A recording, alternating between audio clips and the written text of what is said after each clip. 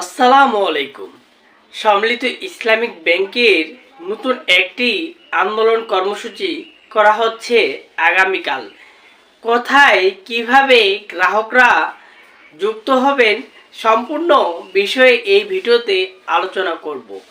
সম্মিলিত ইসলামিক ব্যাংকের যে সমস্ত আমরা গ্রাহক রয়েছি, আমাদের এফডিআর রয়েছে, সেভিংস অ্যাকাউন্ট রয়েছে অথবা ডাবল বেনিফিটে অ্যাকাউন্ট রয়েছে, আমরা সবাই কিন্তু আসার চেষ্টা করব। আমরা দীর্ঘদিন থেকে অপেক্ষা করছিলাম যে হেয়ার কাট বাতিল করা হবে। এই হেয়ার কাট কালো আইনটি এখন পর্যন্ত বাতিল করা হচ্ছে না। আপনারা হয়তো সোশ্যাল মিডিয়াতে দেখতেছেন দিন দিন গ্রাহকদের ভবিষ্যৎ আরও অন্ধকার হয়ে যাচ্ছে। এখন অনেকেই ভাবতে পারেন যে কিভাবে গ্রাহকদের ভবিষ্যৎ অন্ধকার হয়ে যাচ্ছে। আপনারা দেখেন, আমরা যারা সম্মিলিত ইসলামিক ব্যাংকের গ্রাহক রয়েছি, আমরা কিন্তু আমাদের টাকা পাচ্ছি না এবং গ্রাম অঞ্চলে যে শাখাগুলো রয়েছে সেই শাখাগুলোতে এখন পর্যন্ত লেনদেন স্বাভাবিক করা হয়নি। এই জন্য কিন্তু একটি নতুন সিদ্ধান্ত নিয়েছি। আমরা ঢাকা গুলশান একে এক্সিম ব্যাংকে আমরা সবাই অংশগ্রহণ করব এবং সেই এক্সিম ব্যাংকে প্রধান কার্যালয়ে কিন্তু আমরা ঘেরাও করব, এরকম একটা চিন্তা ভাবনা করেছি।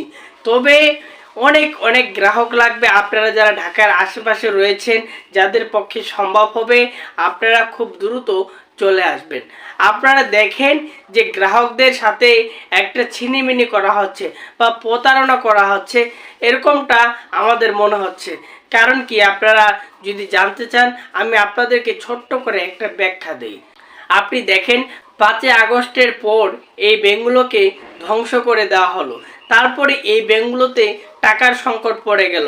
যখন 2 বছর পরে থাকে এই ব্যাংকগুলো টাকা ফেরত দিতে পারে না গ্রাহকদের, তখন এই 5টি ব্যাংক এক করলো, মাস করলো। এই 5টি ব্যাংক নিয়ে একটি বড় ব্যাংক সম্মিলিত ইসলামিক ব্যাংক করলো। কিন্তু এখন তারপরও গ্রাহকদের টাকা ফেরত দিতে পারছেন না। বাংলাদেশ ব্যাংকের গভর্নর বলতেছিলেন যে এই ব্যাংকগুলো অচল ব্যাংক।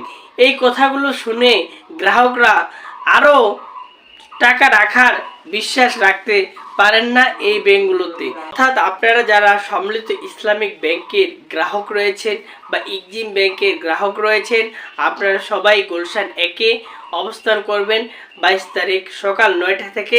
সারাদিন কিন্তু সেখানে থাকা হবে, আপনারা সবাই আসতে পারেন। ভিডিওটি শেয়ার করে দিবেন যাতে অন্য গ্রাহকরাও দেখতে পারে। ধন্যবাদ।